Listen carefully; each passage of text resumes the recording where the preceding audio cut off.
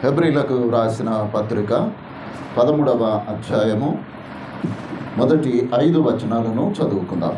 సహోదర ప్రేమ నిలవరముగా ఉండనీయుడి, ఆతిథ్యము చేయ మరువకుడి.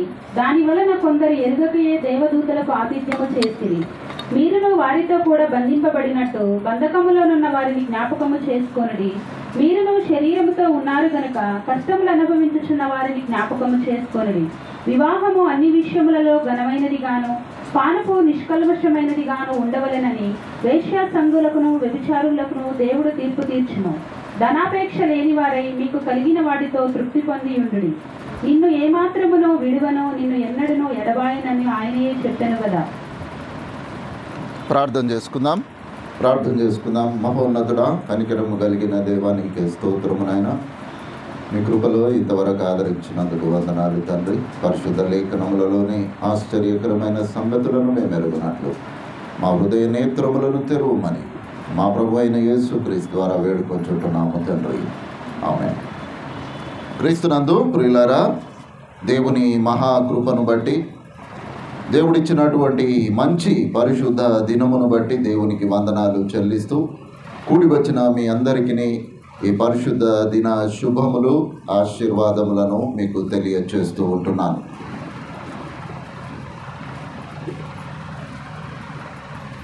హెబ్రీలకు రాసినటువంటి ఈ పత్రికలో కొన్ని మాటలు ఈ ఉదయకాలము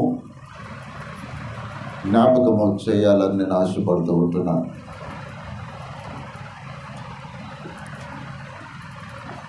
5 వచనాలను మనము జ్ఞాపకము చేసుకున్నాము. ఈ 5 వచనాల్లో అనేకమైనటువంటి విషయాలు మనకు కనబడుతున్నట్లుగా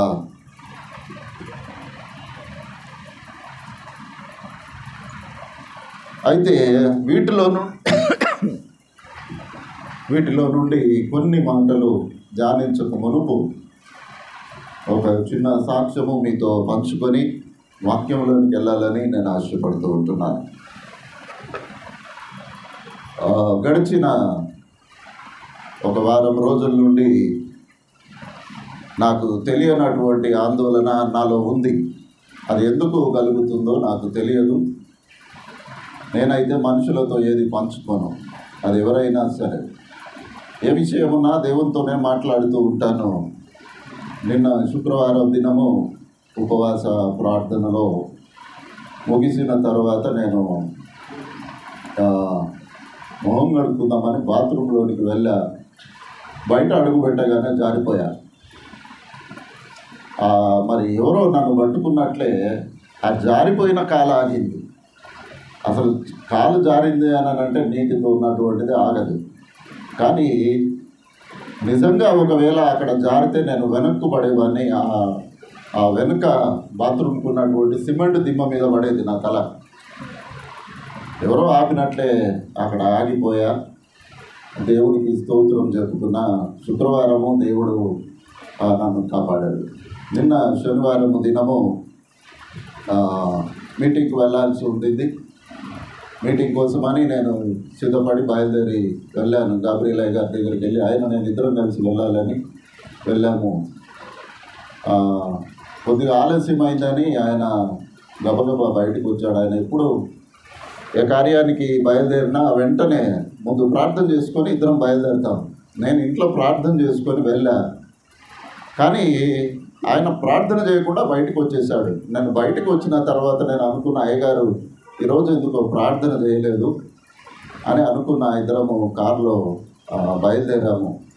వాళ్ళ ఇంటి దగ్గర నుంచి మెయిన్ రోడ్ మీద ఇట్లా టర్న్ అయ్యాము.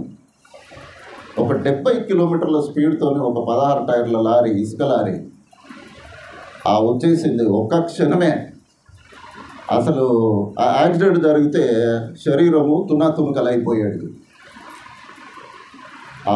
ఆ ఒక్క ఫ్రాక్షన్ ఆఫ్ సెకండ్లో దేవుడు మమ్మల్ని కాపాడాడు. ఆ లారీ వస్తున్న సైడే నేను కూర్చొని ఉన్నాను.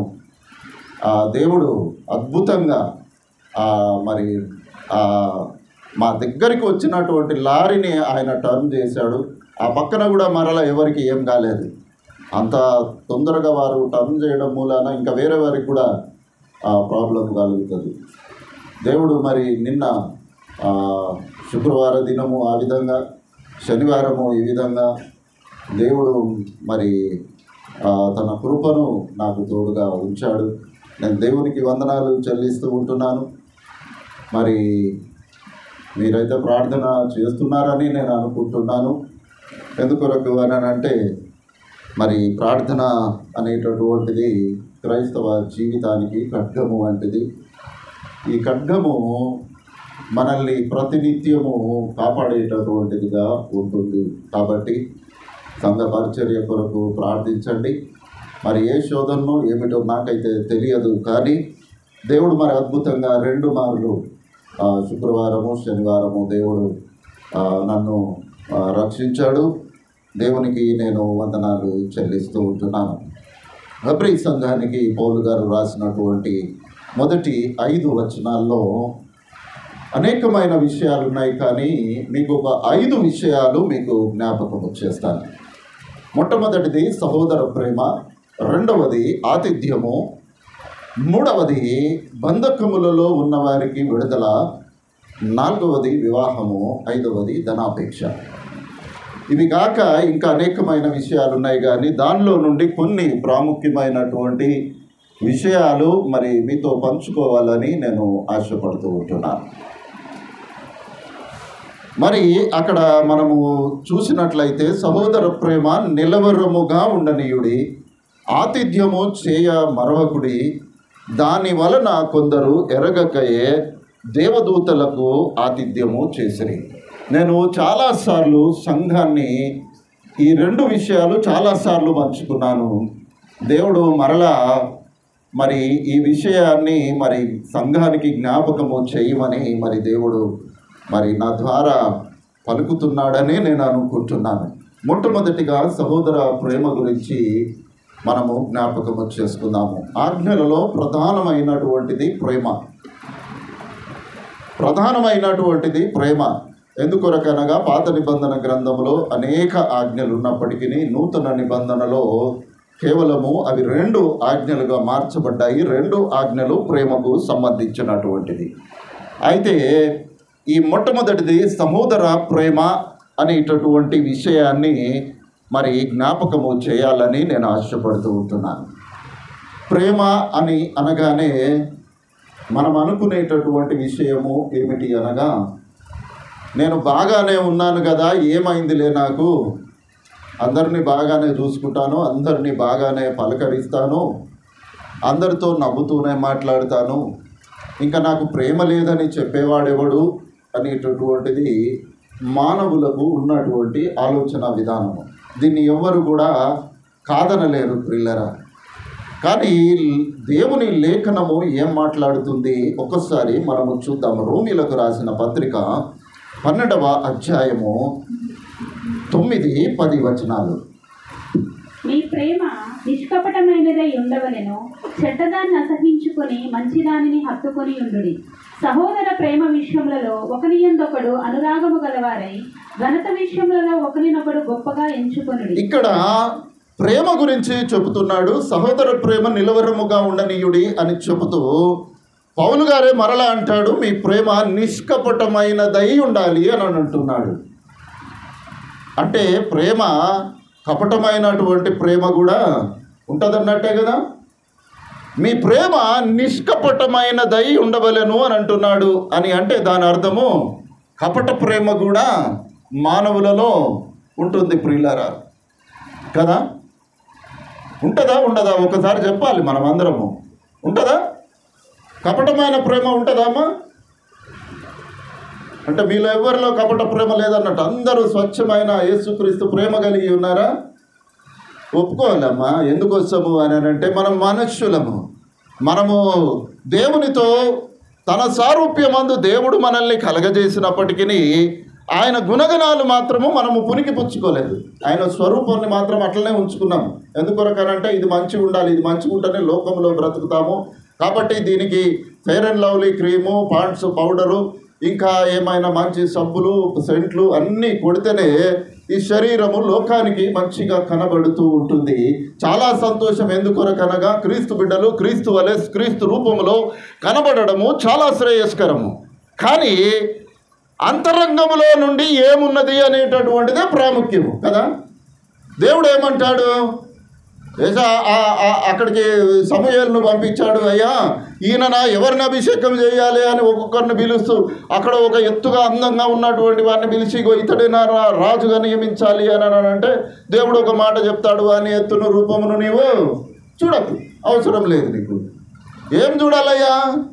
అంతరంగమును చూడాలి. దేవుడు అంతరంగమును పరిశీలించేటటువంటి దేవుడు అంటున్నాడు. పౌలు గారు మనతో మాట్లాడుతూ ఉంటున్నారు, మీ ప్రేమ నిష్కపటమైనదై ఉండాలి కదా. ఈ నిష్కపటమైనటువంటి ప్రేమ మానవుని జీవితములలో ఉన్నప్పుడు అది శ్రేష్టమైనటువంటిది, దేవునికి ఇష్టమైనటువంటిది.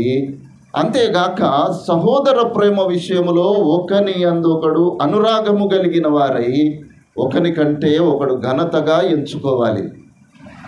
అంటే సంఘములో ఉన్నటువంటి వారు నాకంటే నా ఎదుట ఉన్నవాడు చాలా ఘనుడయ్యా అని ఒక ఆలోచన మనకు ఉండాలి. వారి స్థితి, వారి పరిస్థితులు ఏ విధంగా ఉన్నా, అయ్యా వారు విశ్వాసములో నాకంటే ఘనులు, లేకపోతే వారు కష్టపడడంలో నాకంటే ఘనులు, లేకపోతే దేవుని పరిచర్య చేయడంలో నాకంటే ఘనులు అని మంచి వాటిని ఎంచుకొని మనకంటే ఘనులుగా ఎంచుకోవడాలి. కానీ మనకంటే దేనిలో తక్కువగా ఉన్నారో చూసుకొని వాళ్ళు నాకంటే తక్కువ వారు అని అంటే దేవుడు ఆ ఘనతను మన యుద్ధ నుండి తీసివేసేటటువంటి వాడుగా ఉంటాడు ప్రియులారా. అందుకోసమనే ఈ సహోదర ప్రేమ నిష్కపటమైనదై ఉండాలి. చెడ్డదానిని అసహించుకొని మంచిదానిని హత్తుకొని ఉండాలి.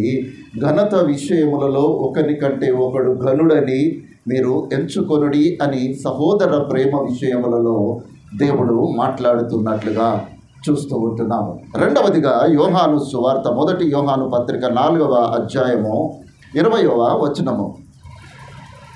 ఎవడైనను నేను దేవుణ్ణి ప్రేమించుచున్నానని చెప్పి తన సహోదరుని ద్వేషించిన ఎడల అతడు అబద్ధికుడగును. తాను చూచిన తన సహోదరుని ప్రేమిస్తున్నవాడు తాను చూడని దేవుణ్ణి ప్రేమింపలేడు. ఇది చాలాసార్లు నేను మీకు జ్ఞాపకం చేశాను కదా. ఏం చెప్తున్నాడు? ఎవడైనను సరే నేను దేవునిని ప్రేమించుచున్నానని చెప్పి తన సహోదరుని ద్వేషించిన ఎడల వాడు ఎవడాడు? అబద్ధికుడు అని అంటున్నాడు. అబద్ధికుడు అని ఎవరికి పేరు చెప్పండి? అబద్ధికుడు అని బైబిల్ గ్రంథంలో ఎవరికి వ్రాయబడ్డది? సాతానుకు వ్రాయబడ్డది. వీడు అబద్ధికుడు, అబద్ధికునికి జనకుడై ఉన్నాడు అని అంటాడు. అంటే మనము అబద్ధికులము, మన జనకుడు ఎవరు? మన తండ్రి ఎవరు? అపవాది. కాబట్టి ఈ ప్రేమ అనేటటువంటిది మానవుని జీవితములలో సహోదర ప్రేమ లేకపోతే వాడు అబద్ధికుడు, ఆ అబద్ధికుని జనకుడు అపవాది. ఇక వాడు క్రైస్తవుడుగా ఉన్నప్పటికీ అపవాది యొక్క బంధకములలోనే వాడు నివసించవలసినటువంటి వాడుగా ఉంటాడు. కాబట్టి లేఖనము ఏమి మాట్లాడుతుంది అనగా, నేను నా దేవునిని ప్రేమించుచున్నాను అని చెప్పి తన ఇంట్లో ఉన్నటువంటి, లేకపోతే తన సంఘములో ఉన్నటువంటి, లేకపోతే ఇంకొకరిని ద్వేషించేటటువంటి వాడు దేవునిని ఏ విధంగా ప్రేమించగలడు? ఇది జరిగేటటువంటి పనేనా? చీరలు లేవమ్మా, ఇక్కడ రండి, ముందట ఇంకొక చీర ఉంది, రండి కూర్చోండి.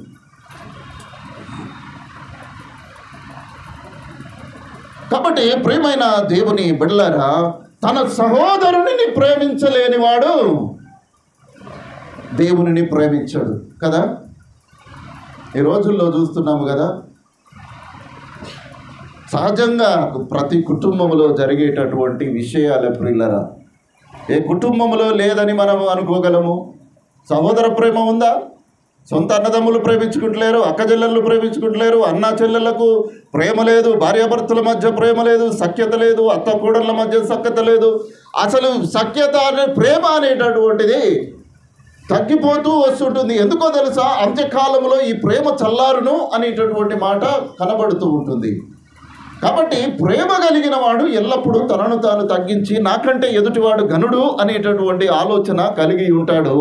కానీ దేవుడు అంటున్నాడు, నేను దేవునిని ప్రేమిస్తున్నానని చెప్పి నీ ఇంట్లో నీ అత్తను, నీ మామను, నీ తల్లిని, నీ తండ్రిని, నీ బామ్మర్దినో లేకపోతే ఇంకొకరినో నీవు ప్రేమించకపోతే నీవు అబద్ధికుడవు. ఆ అబద్ధికుని జనకుడు అపవాది అనేటటువంటి విషయము లేఖనము మనతో మాట్లాడుతూ ఉంటుంది. కాబట్టి ప్రియమైన దేవుని బిడ్డలారా, నీవు దేవుని మందిరములో నిలువబడినంత మాత్రాన నీవు దేవుని బిడ్డవుగా నీవు ఎంచబడవు అనేటటువంటిది సహోదర ప్రేమ అనేటటువంటి విషయము జ్ఞాపకము చేయబడుతూ ఉంటున్నాము. కాబట్టి మొట్టమొదటిగా ఎక్కడ ప్రారంభించాలి అని అంటే, ఈ సహోదర ప్రేమ దేవునిని కాదు కానీ ముందు నీ ఇంట్లో ప్రారంభం చెయ్యి. నీ ఇంట్లో ప్రారంభము చెయ్యి. నీ ఇంట్లో ఉన్న నీ భర్తను గౌరవించు, నీ భార్యను ప్రేమించు, నీ బిడ్డలను ప్రేమించు, అత్తమామలను గౌరవించు, తల్లిదండ్రులను ప్రేమించు, వృద్ధులను, ఇంకా అనాథలైనటువంటి విధవరాళ్లను, ఆ అన్నవస్త్రములు లేనటువంటి వారిని నీవు ప్రేమించడం మొదలు ప్రారంభము చెయ్యి. నేను దేవుణ్ణి ప్రేమిస్తున్నానని ఈ కార్యములు నీవు చేయకపోతే సహోదర ప్రేమ నీకు లేదు. కాబట్టి నీవు అబద్ధికుడవు అని దేవుని లేఖనము సెలవిస్తుంది. ఈ అబద్ధికునికి తండ్రి అపవాది అనేటటువంటి విషయము స్పష్టంగా లేఖనములో వ్రాయబడినట్లుగా మనము చూస్తూ ఉంటున్నాము. యోహాను రాసినటువంటి మొదటి పత్రిక 4వ అధ్యాయము 7-8 వచనాలు ఒకసారి చదువుకుందాం. ప్రియులారా, మనము ఒకరినొకడు ప్రేమింతుము. ఏలయనగా ప్రేమ దేవుని మూలముగా కలుగుచున్నది. ప్రేమించు ప్రతివాడును దేవుని మూలముగా పుట్టినవాడై దేవుణ్ణి ఎరుగును.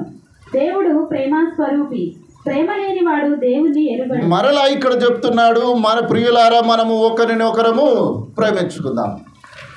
మనము ఒకరినొకరును ప్రేమింతము.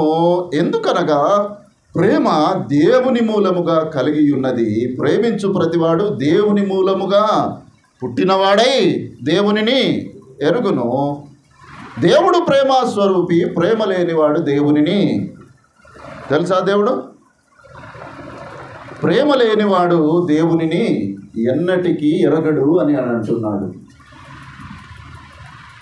చాలాసార్లు మనం మాట్లాడుకుంటాము ప్రియులారా, ఈ మాటలు మనము చాలాసార్లు వింటాము. కానీ ఒకసారి దీనిని ప్రయత్నించి చూద్దాము అనేటటువంటి ఆలోచన మనము కలిగి ఉండాలి. ప్రేమ లేనిటువంటి ఒక క్రైస్తవుడు వాడు దేవునిని ఎరిగినటువంటి వాడు కాదు అనేటటువంటి స్పష్టమైనటువంటి మాట ఇక్కడ వ్రాయబడుతున్నట్లుగా మనము చూస్తాము. కాబట్టి ఇంకొక మాట మనము చూద్దాము. పేతురు రాసిన మొదటి పత్రిక 3వ అధ్యాయము 8వ వచనము. తుదకు మీరందరూ ఏకమనస్కులై ఒకరి సుఖదుఖములయందు ఒకరు పాలుపడి సహోదర ప్రేమ గలవారును కరుణాచిత్తులను వినయ మనస్కులనై ఉండుడి. ఇక్కడ మీరందరూ ఏకమనస్కులై ఒకరి సుఖ దుఃఖములయందు ఒకరు పాలు పంపులు పొందాలి. సహోదర ప్రేమ గలవారును కరుణాచిత్తులను వినయ మనస్కులై మీరు ఉండుడి అని లేఖనము మనతో మాట్లాడుతున్నట్లుగా మనము చూస్తూ ఉంటున్నాము. ప్రియమైనటువంటి దేవుని బిడ్డలారా, సహోదర ప్రేమ అనేటటువంటిది చాలా వినడానికి ఒక సింపుల్ వర్డ్ అది కదా. ప్రేమ అనేటటువంటిది సింపుల్ వర్డ్.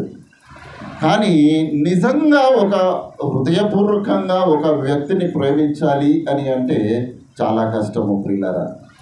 మానవుని యొక్క ఉద్దేశం ఏమిటి అనగా, నేను దేవుని ప్రేమిస్తున్నాను అనేటటువంటి ఒక ఆలోచన, ఒక మైండ్ సెట్ చేసుకొని బ్రతుకుతూ ఉంటాడు.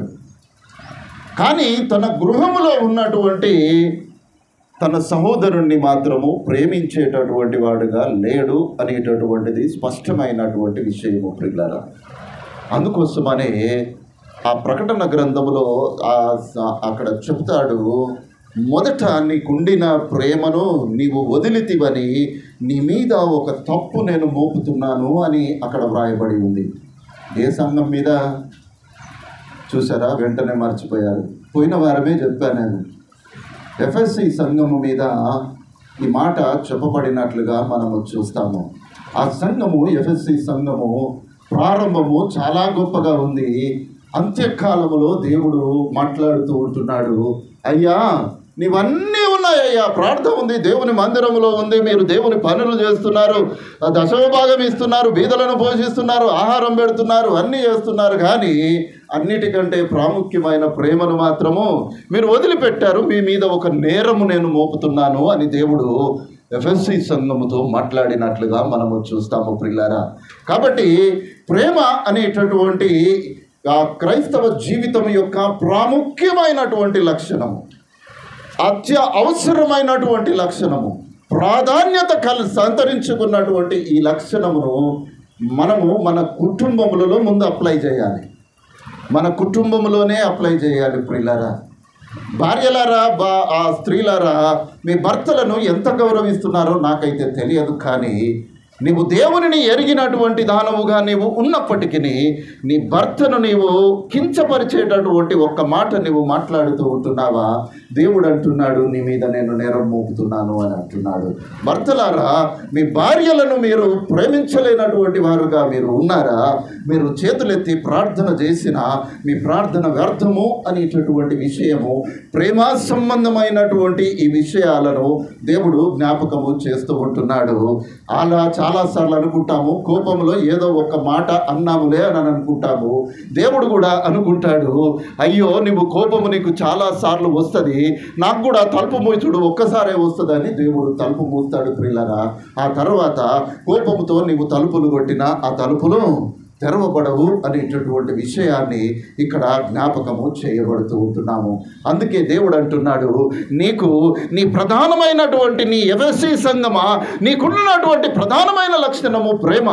ఆ ప్రేమను నీవు వదిలితివి గనక నీ మీద నేను నేరము మోపుచున్నాను అని దేవుడు ఆ సంఘముపై ఒక గొప్ప నేరాన్ని మోపుతున్నట్లుగా మనము చూస్తూ ఉంటున్నాము. అమ్మ, ఒక చీర అక్కడికి తీసి అక్కడికి అన్నాను. కాబట్టి ప్రియమైనటువంటి దేవుని బిడ్డలారా, ఈ ఉదయకాలము సహోదర ప్రేమ అనేటటువంటి ప్రాముఖ్యమైనటువంటి లక్షణమును మనము జ్ఞాపకము చేసుకోవలసినటువంటి వారముగా ఉంటున్నాము.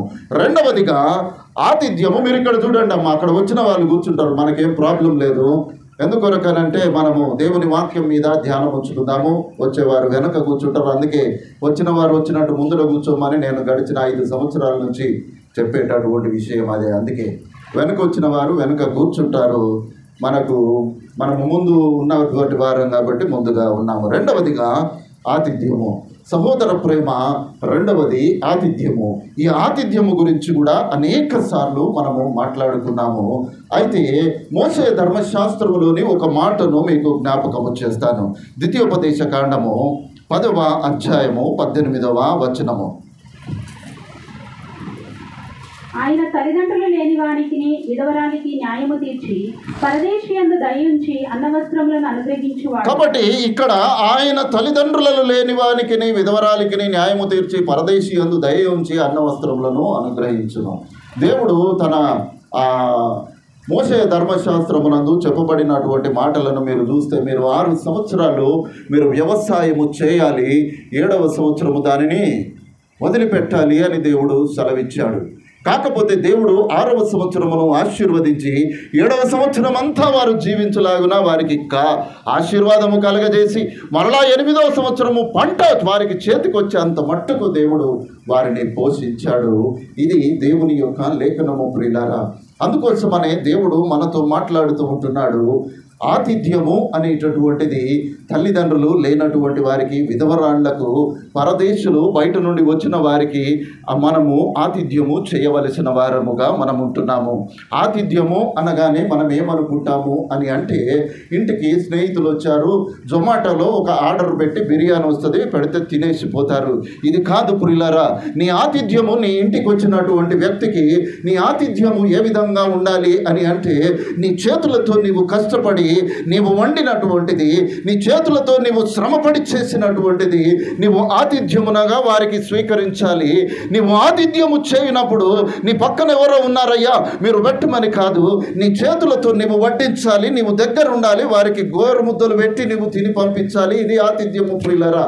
మన యవనస్తులకు కూడా నేను చాలాసార్లు చెప్పాను, ఏదైనా గృహ దర్శనాలకు వెళ్ళినప్పుడు మీరు వెళ్ళకండి, వారి మధ్యకు వెళ్ళకండి. ఆ కుటుంబము ఆతిథ్యము చేయడానికి వారికి ఒక అవకాశము మీరు కలిగించండి. ఆతిథ్యము అనగానే పిలిచామా, వచ్చారా, ఏదో పెట్టారు, తినారు, పోయారు కాదు ప్రియులారా. ఈ సహోదర ప్రేమ ఎప్పుడైతే హృదయంలో ఉంటుందో ఈ ఆతిథ్యము వారికి మనము చేయగలుగుతాము. ఆతిథ్యము ఎందుకు చేయాలి అని అంటే, నీ ఇంటికి వచ్చిన వాడు మనుష్య దేవదూత అనేటటువంటిది నీకు తెలియదు. అది దేవుని స్వరూపము. దేవుడు నీ ఇంటికి పంపించిన వారిలో ఆ దేవదూతలు ఉండి ఉండవచ్చును. కాబట్టి ఆతిథ్యము చేయునప్పుడు ఏ విధంగా ఉండాలి? నీవు జాగ్రత్త కలిగినటువంటి వాడవుగా నీవు ఉండాలి. దరిద్రుడు వచ్చాడయ్యా, తిండి తినే టైంకి వచ్చాడు, నేను వండుకున్నది వీనికి పెట్టాలని నీవు శాపముతో నువ్వు పెట్టావా, నీ ఆశీర్వాద ఫలమును దేవుడు శపించుడు అనేటటువంటి విషయము దేవుడు ఇక్కడ జ్ఞాపకం చేస్తున్నాడు. నేను అనేక మార్లు చెప్పాను, ఎవరికైనా నీవు భోజనం పెడుతున్నావా, వండి వార్చి ఫ్రిడ్జ్లో ఉన్నది తీసుకొని నీవు పెట్టావా, నీవు శాపగ్రస్తుడవు. నీ కొరకు వండుకున్నటువంటిది శ్రేష్టమైనటువంటిది, విలువ కలిగినది ఏదైతే నీ కొరకు, నీ పిల్లల కొరకు నీవు చేశావో దానిని ఆతిథ్యముగా వారి ముందట నీవు పెట్టాలి అని దేవుడు మనకు జ్ఞాపకము చేస్తూ ఉంటున్నాడు. ప్రియులారా, ఆతిథ్యము అనగానే ఆషామాషి వ్యవహారము కాదు. ఎందుకొరకు నేను ఈ మాట చెప్తున్నాను అనగా, దేవుడు అంటున్నాడు, ఒకవేళ నీ ఇంటికి దేవదూతలను దేవుడు పంపించాడేమో, ఏ స్వరూపములో నీ ఇంటికి దేవదూతలు వచ్చారో నీ వెరగవు.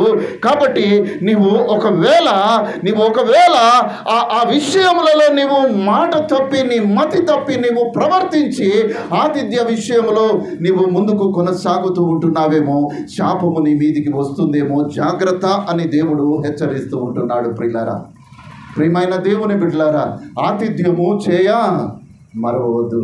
మర్చామా? ఒక కాలము ఆతిథ్యము అంటే ఎట్లా ఉండేదో తెలుసా? మీరు చాలామందికి తెలిసి ఉండవచ్చును. నేను చిన్నగా మేము బెల్లంపల్లిలో ఉన్నటువంటి సందర్భంలో ఒక వ్యక్తి లేదనంటే ఒక కుటుంబము ఇంటికి వచ్చింది అని అంటే ఆ కుటుంబము ఒక పండగ వాతావరణము కలిగి ఉండేటటువంటిది. ఆ వ్యక్తులు ఆ సహవాసములో ఉన్నంత మట్టుకు, ఆ కుటుంబముతో ఉన్నంత మట్టుకు ఆ ఆనందము కొనసాగేటటువంటిది. ప్రియులారా, ఆ ఆనందము వారితో అదే విధంగా కొనసాగేటటువంటిదిగా ఉండేటటువంటిది. కాబట్టి ఆతిథ్యము, సహోదర ప్రేమ అనేటటువంటి ఈ రెండు విషయాల్లో ఎవడైతే సహోదర ప్రేమ కలిగి ఉంటాడో వాడు ఆతిథ్యము చేయగలడు. ఎవడైతే సహోదర ప్రేమ లేదో వాడు ఆతిథ్యము చేయలేడు. ప్రియులారా, ఎందుకొరకు నేను ఈ మాట చెప్తున్నానో తెలుసా? నీ ఇంటికి వచ్చినటువంటి వ్యక్తి ఏ విధంగా వచ్చాడో నీకు తెలియదు. కాబట్టి నీవు ఖచ్చితంగా ఆతిథ్యము చేసి పంపించాలి. మీకు ఇంతకుముందు కూడా ఒకసారి జ్ఞాపకం చేశాను కదా, ఒక సేవకుడు మా ఇంటికి వచ్చాడు. అనుకోని మధ్యాహ్నం 3:30 గంటలకు ఆ సమయంలో మా ఇంటికి వచ్చాడు. ఎందుకు వచ్చాడు ఏంటిదో తెలియదు. భార్యాభర్తలు ఇరువురు వచ్చారు. అమ్మ ముందు వెళ్ళి ఎండలో పడి వచ్చారు, ముఖం కాలు చేతులు కడుక్కోండి ముందు అని వారికి చేసి, వారికి మంచినీళ్ళు ఇచ్చి టీ బిస్కెట్లు అంతా ఇచ్చినాక వారు ఏం మాట్లాడలేకపోతున్నారు, ఏదో కారణం ఏంటిదో చెప్పలేకపోతుంటున్నారు. అయ్యా మేము వెళ్తాము అని అంటే, ప్రార్థన చేయండి అయ్యా నన్న. ప్రార్థన చేసిన తర్వాత వారి చేతిలో నేను ఒక కానుక పెట్టి పంపించేశాను. వారు ఇంటికి వెళ్ళిపోయారు. చాలా దూరం నుండి వచ్చారు, ఇంటికి వెళ్ళిపోయారు. ఇంటికి పోయినాక ఆయన నాకు ఫోన్ చేసి నాతో మాట్లాడినటువంటి మాట ఏమిటో తెలుసా? అయ్యా, నేను మిమ్మల్ని ఒక 100 రూపాయలు అడుక్కొని పోదామని వచ్చానయ్యా అని అన్నాడు. బండిలో పెట్రోల్ లేదు, ఇంటికి పోవడానికి ఆకలి అవుతుంది, అన్నం తినడానికి, నేను ఇంటికి వెళ్ళడానికి నా అవసరత దేవుడు మీ రూపంలో తీర్చాడయ్యా అని మాట్లాడాడు. ఇప్పుడు నేను ఏమనుకోవాలి? నా ఇంటికి దేవుడు దూతలను పంపించాడు. నా ఆతిథ్యము అది దేవుని సన్నిధికి చేర్చబడింది అనేటటువంటి విషయము. ప్రియులారా, ప్రియమైన దేవుని బిడ్డలారా, ఆతిథ్యము చేయ మరొకడి అనేటటువంటి ప్రాముఖ్యమైనటువంటి విషయము మనము జ్ఞాపకము చేసుకోవలసినటువంటి వారముగా ఉంటున్నాము. అందుకే యెషయా గ్రంథకర్త అంటాడు కదా, నీ ఆహారము ఆకలి కొనిన వారికి పెట్టుటయు, నీ రక్త సంబంధికి ముఖము తప్పింపకుండుటయు, దిక్కుమాలిన బీదలు నీ ఇంట చేర్చుకొనుటయు, ఇదే కదా నిజమైన ఉపవాసము. ఏ ఉపవాసం చేస్తున్నాము? ఉపవాసం ఉండి నిజంగా సహోదర ప్రేమ, ఆతిథ్యము లేనటువంటి ఉపవాసము మనకు అవసరమా ప్రియులారా? రోమా సంఘానికి పౌలు గారు రాస్తూ 12:13 అంటాడు, పరిశుద్ధుల అవసరములలో పాలు పొందుచు శ్రద్ధగా ఆతిథ్యము చేయుచుండుడి అని అంటాడు. పరిశుద్ధుల అవసరములలో పాలు పొందుచు ఎట్లా చేయాలి ఆతిథ్యము? శ్రద్ధ కలిగినటువంటి వారుగా చేయాలి.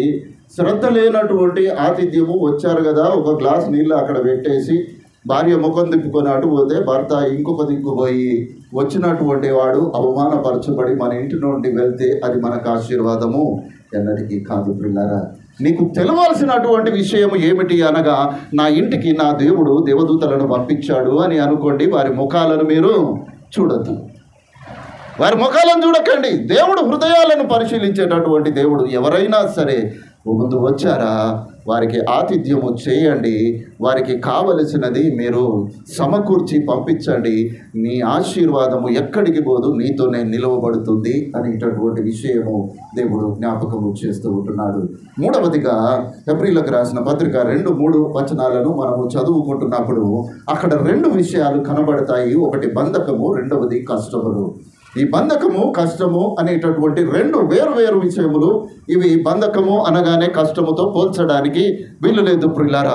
మొదటిగా బంధకములో ఉన్నటువంటి వారు ఎవరు అని ఆలోచన చేస్తే, ఈ ఉదయకాలము మన మధ్యలోనికి వచ్చినటువంటి వారు బంధకములలో ఉన్నారు. వారు బంధకములలో ఉన్నారు. వారికి మనము విడుదల కలుగచేయాలి. ఏ విధంగా కలుగజేద్దాము చెప్పండి? వారు బంధకములలో ఉన్నారు, వారికి విడుదల కలగాలి. ఏ విధంగా విడుదల కలగజేద్దాము? ఏ విధంగా చేద్దాం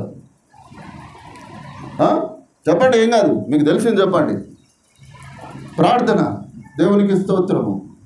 వారి బంధకముల నుండి వారు విడిపించాలి అని అంటే మన జీవితములలో మనకున్నటువంటి ప్రధానమైన అస్త్రము ప్రార్థన. రెండవది సువార్త ప్రకటన. మనకు తెలిసింది వారికి చెప్పాలి. దేవుడు గొప్ప కార్యము జరిగిస్తాడు. చూడండి, యెషయా గ్రంథము 61వ అధ్యాయము 1వ వచనము. యెహోవా ఆత్మ నా మీదికి వచ్చి ఉన్నది, దీనులకు సువర్తమానము ప్రకటించుటకు యెహోవా నన్ను అభిషేకించెను, నలిగిన హృదయము గల వారిని దృఢపరచుటకును, చెరలోనున్న వారికి విడుదలను, బంధింపబడిన వారికి విముక్తిని ప్రకటించుటకును. చాలమ్మా, ఇక్కడ ఇంకా 3వ వచనం దాకా చదివితే అనేకమైన విషయాలు. ఆ ఉల్లాస వస్త్రము ధరింపచేయండి, దుఃఖంలో ఉన్న వారికి ఓదార్పును దయచేయండి అని అనేకమైన విషయాలు అక్కడ చెప్తాడు. దేవుడు అంటున్నాడు, యెహోవా ఆత్మ నా మీదికి వచ్చి ఉన్నది, దీనులకు సువార్త ప్రకటించాలి. మొట్టమొదటిది నలిగిన హృదయములను దృఢపరచాలి, చెరలోనున్న వారికి విడుదల కలిగజేయాలి, బంధింపబడిన వారికి విముక్తిని కలిగించాలి. విముక్తి అనేటటువంటి మాట చాలా గొప్పది ప్రియులారా. విమోచన అనేటటువంటిది మనకు కలిగింది. విముక్తి అనేటటువంటిది మనం పొందుకున్నాము, వారు పొందుకోలేదు. వారు ఇంకా బంధకములలోనే ఉన్నారు. అన్యజనులైనటువంటి ఆ బిడలు ఆ బంధకములలో ఉన్నారు. ఆ బంధకములను మనము విడిపించాలి. మనము విడిపించాలి అని అంటే ఏం చేయాలయ్యా? సువార్తను ప్రకటించాలి. ఎంతమందిని ప్రకటించారు? సువార్త ప్రకటన అని అంటే నేను మీకు చాలాసార్లు చెప్పాను. నేను ఉదయం లేవగానే ఒక వాక్యాన్ని పంపిస్తాను కదా. ఈ వాక్యము మీకు తెలిసినటువంటి ఎంతమందికి పంపిస్తున్నారు? బెంజమిన్ గారు అన్నారు నేను పంపిస్తున్నానని. ఇంకెంతమంది పంపిస్తున్నారమ్మా? యవనస్తులకు ఈ మధ్యకాలంలో వాళ్ళకు ఒక సపరేట్ గ్రూప్లో వాళ్ళకు ఒక మెసేజ్ పెడుతున్నాను. ఎంతమంది షేర్ చేశారు చూసారా? అసలు ఒక దేవుని లేఖనాన్ని ఒకరికి పంపించడానికే మనకు సిగ్గు. ఎంత సిగ్గు అని అంటే వాడు ఏమనుకుంటాడో, ఏమవుతాడో, బయటికి పోతే మళ్ళీ మాట్లాడతాడో, దగ్గరికి రాడు, ఏమో. ఇక బంధకములలో ఉన్న వారికి విముక్తి ఏ విధంగా కలుగుతుంది చెప్పండి? ఏ విధంగా కలుగుతుంది ప్రియులారా? అసలు నీ ఫోన్లోనే ఒక వాక్యం పంపించడానికి నీకు సిగ్గు అయితే నీవు నోటి నుండి ఏ విధంగా ప్రకటించగలవు? ఏ విధంగా బంధకముల నుండి విడిపించగలము ప్రియులారా? దేవుడు అంటున్నాడు, యెహోవా నన్ను అభిషేకించెను, నలిగిన హృదయము గల వారిని దృఢపరచుటకు, చెరలోనున్న వారికి విడుదల కలుగజేయుటకు, బంధింపబడిన వారికి విముక్తిని ప్రసాదించుటకు దేవుడు నన్ను అభిషేకించాడు. ఏ విధమైన బాప్తిసం పొందుకున్నారు? దేవుని యొక్క అభిషేకమును, ఆత్మీయ ఆ బంధకములలో నుండి విడిపించడానికి దేవుడు మిమ్మల్ని ఏర్పరచుకొని దేవుని సంఘములో నిలవబడితే, ఒక వాక్యాన్ని, ఫోన్లో ఉన్న వాక్యాన్ని ఇట్లా కొడితే ఇంకొకరికి పోతుంది. దాన్ని పంపించడానికి కూడా సిగ్గే. పాట ఏం పాడతామయ్యా? నిన్ను స్తుతించడానికి సిగ్గుపడను యేసయ్యా, నిన్ను కీర్తించడానికి వెనుకాడను యేసయ్యా. పాడతారా? పాడదాం, ఒకసారి పాడండి. నిన్ను స్తుతించడానికి సిగ్గుపడను యేసయ్యా, నిన్ను కీర్తించడానికి వెనుకాడ. ఇప్పుడు పాట పాడడానికి కూడా సిగ్గే, పాట పాడడానికి కూడా సిగ్గే ప్రియులారా. ఇక ఈ సువార్త ఏ విధంగా ప్రచురము చేయబడుతుంది? నీ ఫోన్లలో ఉన్న ఒక వాక్యాన్ని ఒక్క క్షణములో 10వ వంతులో ఇట్లా అంటే అది వేరే వాళ్ళకి వెళ్ళిపోతుంది. వాడు చదువుతాడో లేదో వేరే విషయము. నేను కనీసం ఒక 150 మందికి ఉదయకాలం పంపించేస్తా. వారు చదువుతారా చదవరా ఏం చేస్తారో నాకు అవసరం లేదు. ఆ మాట వారి హృదయములలో చేరాలి. చాలామంది నాతో అన్న మాట ఏంటిదో తెలుసా? ఒక సేవకుడు నాతో అన్నాడు, అయ్యా మీరు పంపించే మాట ప్రతి ఉదయకాలము నాతో మాట్లాడుతుంది. దేవుడు నాతో మాట్లాడుతూ ఉంటున్నాడు.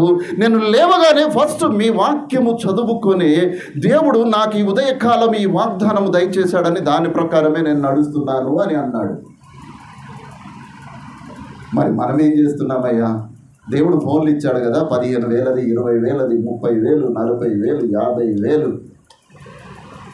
కానీ ఒక్క ఫింగర్ టిప్పు నువ్వు చేస్తే అది ఒక హృదయానికి మేలుకరంగా ఉంటుందేమో ఒకసారి ఆలోచన చేయాలని మరి నేను ప్రేమపూర్వకంగా మనవి చేస్తూ ఉంటున్నాను. బంధకములలో ఉన్నటువంటి వారికి విడుదల. చూడండి, యెషయా గ్రంథము 49వ అధ్యాయము 8వ వచనము. యెహోవా ఇలాగ సెలవిచ్చుచున్నాడు, అనుకూల సమయమందు నేను నీ మొర ఆలకించి నీకు ఉత్తరం ఇచ్చితిని. రక్షణ దినమందు నిన్ను ఆదుకొంటిని. బయలు వెల్లుడి అని బంధింపబడిన వారితోనూ, బయటికి రండి అని చీకటిలోనున్న వారితోనూ చెప్పుచు దేశమును చక్కపరిచి పాడైన స్వాస్థ్యములను పంచిపెట్టుటకై నిన్ను కాపాడి ప్రజలకు నిబంధనగా నియమించితిని. ఇక్కడ దేవుడు నిన్ను దేనికి నిబంధనగా నిలబెట్టాడు చెప్పండి. ఇప్పుడు అందరం ఇక్కడ బాప్తిసం పొందుకున్న వారమే ఉన్నాం కదా. దేవుడు అంటున్నాడు, పాడైనటువంటి స్థలమును చక్కపరిచి పంచిపెట్టుటకై దేవుడు నిన్ను దేనికి నిబంధనగా పెట్టాడు కదా. మనము దేవునికి ఒక నిబంధనగా ఉన్నాము ప్రియులారా. దేవుడు మనల్ని నియమించి ఉన్నాడు. మానవుల చేత నియమింపబడిన వారము కాదు. దేవుడు అంటున్నాడు, మరి రక్షణ దినమందు నిన్ను ఆదుకొంటిని. బయలు వెల్లుడి అని బంధింపబడిన వారితోనూ, బయటికి రండి అని చీకటిలో ఉన్న వారితో చెప్పుతూ దేశములో పాడైన స్థలములను ఆ స్వాస్థ్యమును పంచిపెట్టుటకై నిన్ను కాపాడి ప్రజలకు నిబంధనగా నేను నిన్ను నియమించి ఉన్నాను అని అంటున్నాడు. ఏ ప్రజలకు నిన్ను నిబంధనగా ఉంచాడు? చీకటిలో ఉన్న ప్రజలకు, ఆ బంధకములలో ఉన్నటువంటి ప్రజలకు నిన్ను నిబంధనగా నియమించి ఉన్నాడు. ఈ నిబంధన ఏం చేస్తుందనంటే, నాకెందుకయ్యా అని నోరు మూసుకొని కూర్చుంటున్నాము. ఇది దేవునికి ఇష్టకరమైనటువంటిదా అని ఒక్కసారి ఆలోచించాలని నేను సహోదర ప్రేమ కలిగిన వాడనై సెలవిస్తున్నాను. ఎందుకో తెలుసా? నా ప్రార్థన మీకు చాలాసార్లు చెప్పాను. నేను వారికి మంచి ఆరోగ్యము, ఆర్థిక ఇబ్బందులు లేకుండా ఉంచండి అని ప్రార్థన చేస్తూ, ప్రాముఖ్యమైన ప్రార్థన నా సంఘమంతా కడబూరం మ్రోగినప్పుడు ఎత్తబడే సంఘముగా ఉండాలి అనేది నా ప్రధానమైన ప్రార్థన ప్రియులారా. మిమ్మల్ని ధనవంతులు చేయాలయ్యా, వాళ్ళ కోట్ల రూపాయలు రావాలని నేను ప్రార్థన చేయను. కానీ నీ కడబూరం రోగినప్పుడు నా సంఘ బిడ్డలందరూ నీవు నాకు అప్పగించిన ఆత్మలన్నీ తండ్రి నీ సన్నిధిలో ఉండాలి అని ప్రార్థన చేస్తాను. ఇది నా ప్రార్థనలో ఉన్నటువంటి ప్రాముఖ్యమైనటువంటి విషయము ప్రియులారా. ఇప్పుడు దేవుడు అంటున్నాడు, నిన్ను ప్రజలకు నిబంధనగా నియమించి ఉన్నాడు.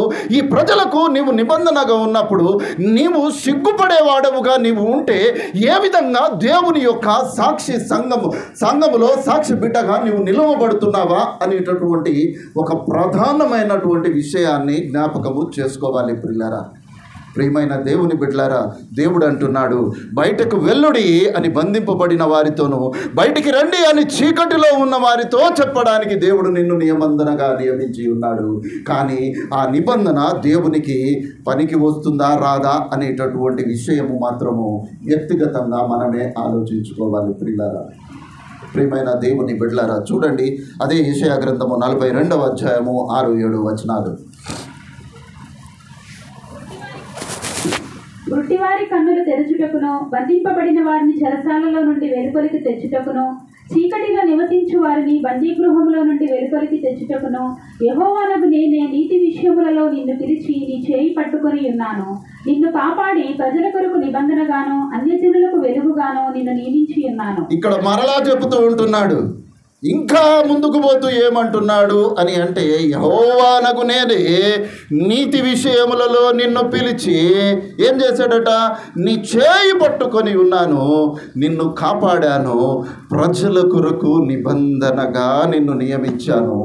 ఏ ప్రజలయ్యా అని అంటే, అన్యజనులకు వెలుగుగాను నేను నిన్ను నియమించి ఉన్నాను.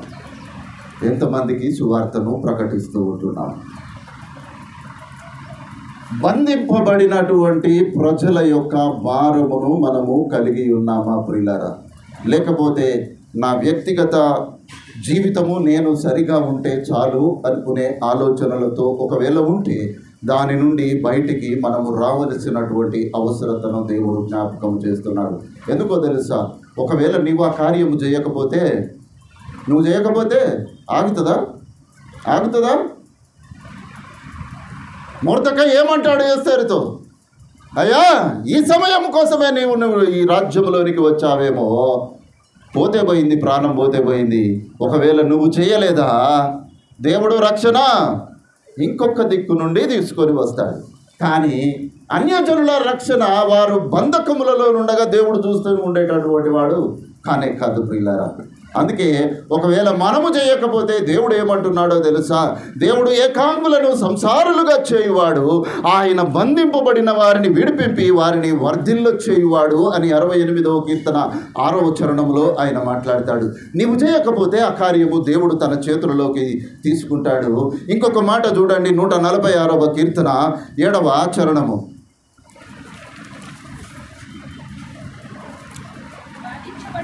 ఆయన న్యాయము తీర్చును, ఆకలి కొనిన వారికి ఆహారము దయచేయును, యెహోవా బంధింపబడిన వారిని విడుదల చేయును. చాలమ్మా. ఆయన బాధపరచబడి వారిని న్యాయము తీర్చును, ఆకలి కొనిన వారికి ఆహారము దయచేయను, బంధింపబడిన వారికి విడుదల ఇక ఆయనే దయచేస్తాడు. ఎందుకొరకనగా దేవుడు నిన్ను ప్రజలకు నిబంధనగా నియమించి ఉంటుండగా మనం నోరు మూసుకొని కూర్చుంటుంటే దేవుడు చూస్తూ ఊరుకునేటటువంటి దేవుడు కాదు, ఆయన జీవము కలిగినటువంటి దేవుడు అయి ఉన్నాడు. కాబట్టి ప్రియమైన దేవుని బిడ్డలారా, బంధకములలో ఉన్నటువంటి తన ప్రజలను విముక్తి కలుగ చేయడానికి దేవుడు నిన్ను నిబంధనగా నియమించి ఉన్నాడు అనే ప్రాధాన్యమైనటువంటి అంశాన్ని నీవు మరచిపోకూడదు. రెండవది, దానికి అనుబంధమైనటువంటి కష్టముల గురించి మనము మాట్లాడుతూ ఉంటున్నప్పుడు పౌలు గారు అనేకమైన విషయాలు ఆయన సెలవిస్తాడు. ప్రయాసతోనూ కష్టముతోనూ తరచుగా జాగరణలతోనూ ఆకలి దప్పులతోనూ ఉపవాసములతోనూ చలితోనూ దిగంబరత్వముతోనూ ఉంటేనే ఇంకా చెప్పవలసినవి అనేకములు ఉన్నవి.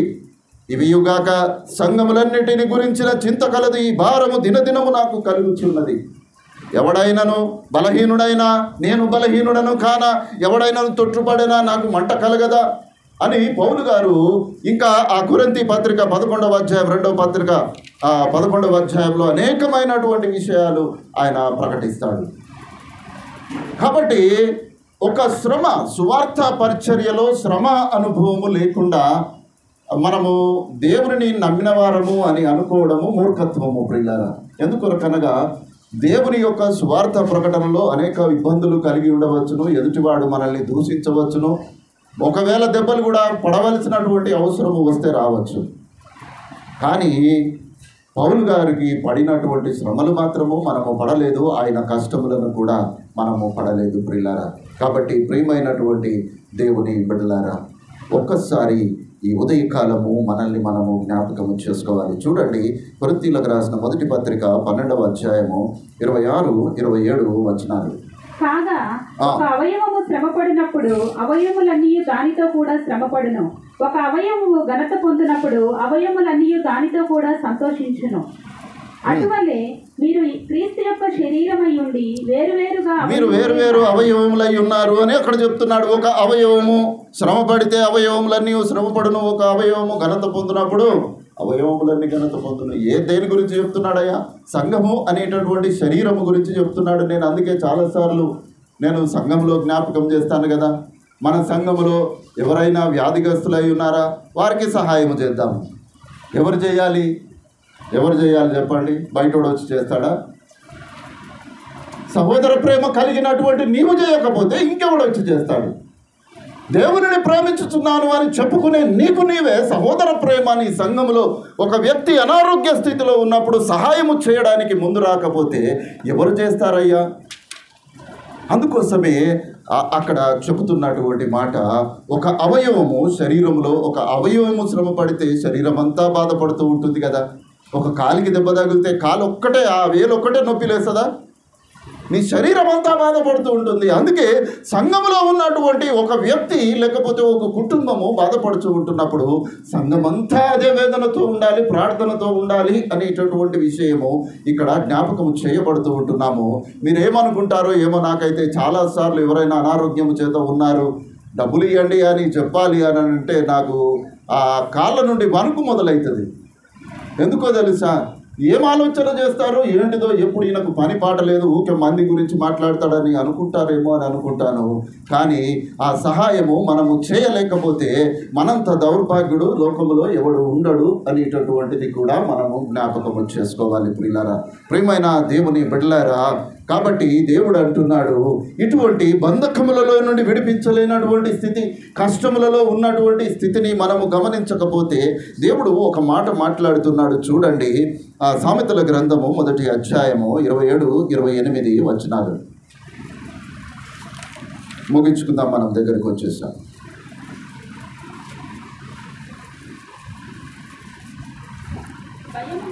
తుఫాను వలె వచ్చినప్పుడు, సుడిగాలి వచ్చినట్లు మీకు అపాయము కలుగునప్పుడు, మీకు కష్టమును దుఃఖమును ప్రాప్తించినప్పుడు నేను అపహాస్యము చేసేదను.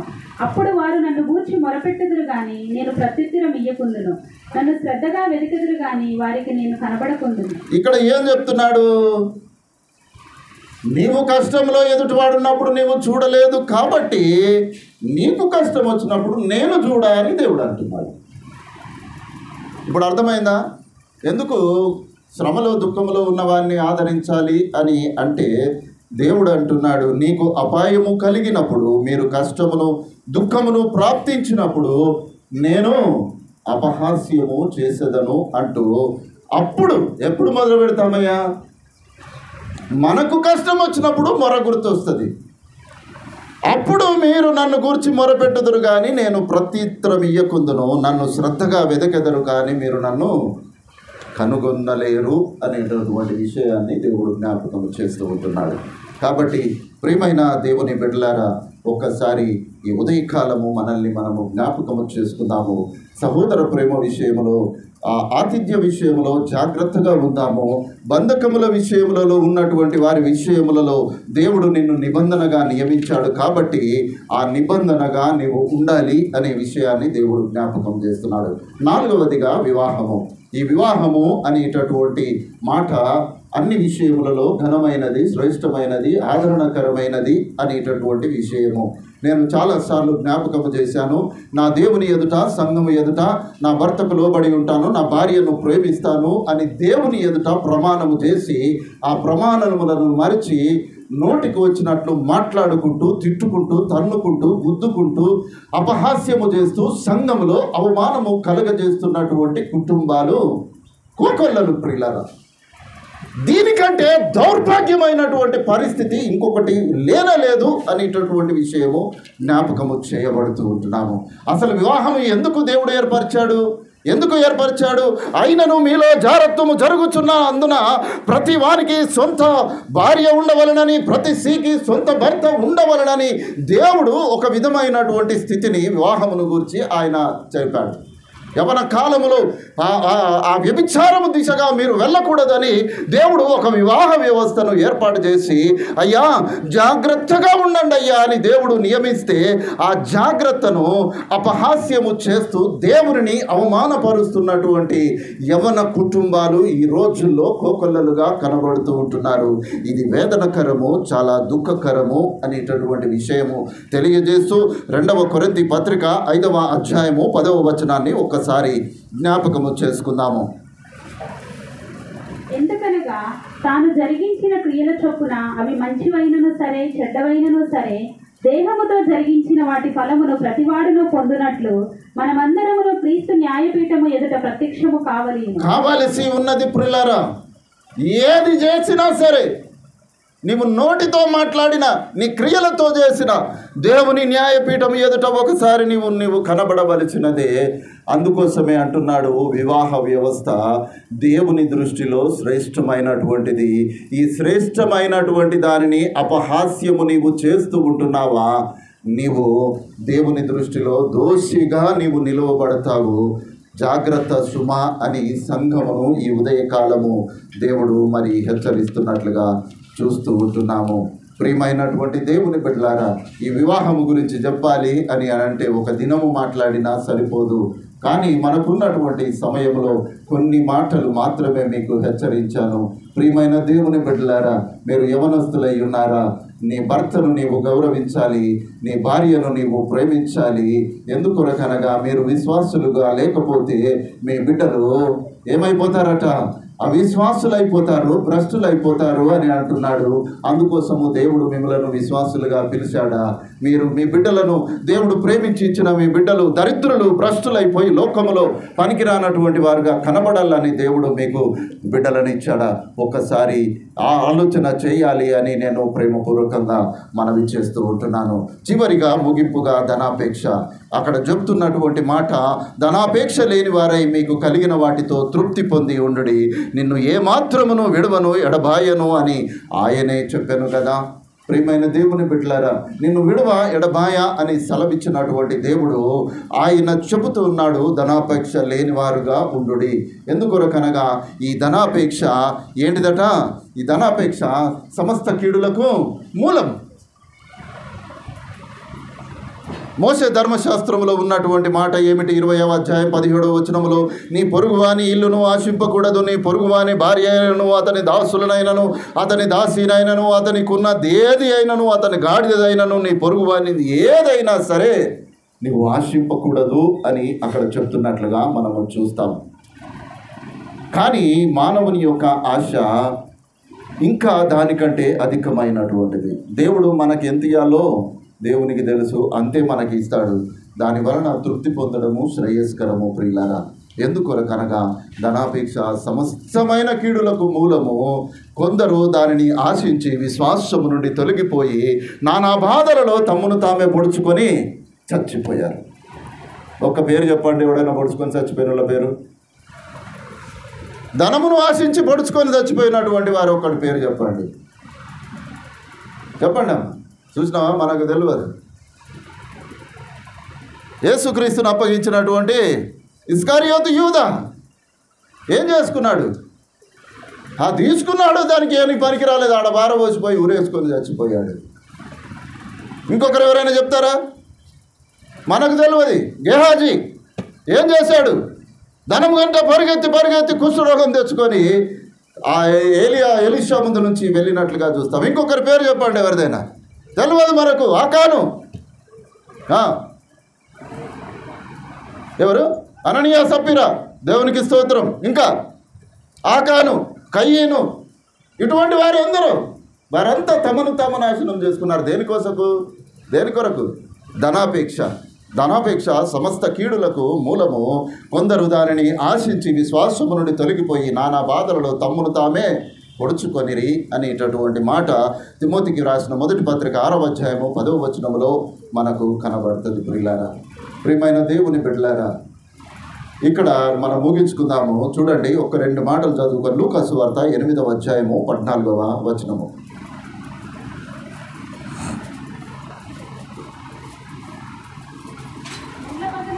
వారెవరనగా విని కాలము గడిచిన కొలది ఈ జీవన సంబంధమైన విచారముల చేతను ధనభోగముల చేతను అణిచివేయబడి పరిపక్వముగా ఫలించినటువంటి వారు ఎవరయ్యా వీరు?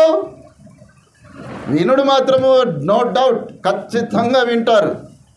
కానీ ఏమవుతుందట, ఒక సమయము మన జీవితాల్లో నుండి జరిగిపోతూ ఉంటుండగా ఈ జీవన సంబంధమైన విధానములలో ధనభోగములలో మనము పడి ఆ ధనభోగము చేత అణిచివేయబడి పరిపక్వముగా ఫలింపనటువంటి క్రైస్తవులముగా మనము ఉంటాము అనేటటువంటి విషయాన్ని దేవుడు జ్ఞాపకము చేస్తున్నాడు.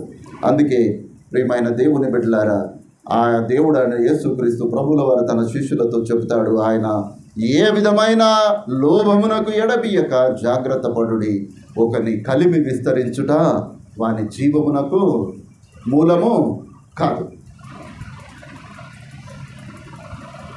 ధనము యందు మనము అత్యధికముగా విస్తరించామా దేవుని రాజ్యములో ఉంటాము అనేటటువంటి గ్యారెంటీ మాత్రము లేదు ప్రియులారా. కాబట్టి ప్రియమైన దేవుని బిడ్డలారా, లూకా సువార్త 12వ అధ్యాయం 15వ వచనంలో ఆ మాట ఉంటుంది. కాబట్టి ఒక్కసారి ఈ ఉదయకాలము మనల్ని మనము జ్ఞాపకము చేసుకుందాము. సహోదర ప్రేమ కలిగిన వారముగా, ఆతిథ్యము చేయబడిన వారముగా, బంధకముల నుండి విడిపించేటటువంటి వారముగా, వివాహము అన్ని విషయములలో ఘనమైనది, దానిని జాగ్రత్తగా మన కుటుంబ వ్యవస్థను నడిపించుకుంటూ ధనాపేక్ష లేని వారముగా ఈ లోకములో జీవించుదాము. అటువంటి గొప్ప కృప, దేవుని కనికరము ఈ ఉదయకాలము దేవుడు మనందరికీ దయచేయునుగాక. ఆమేన్.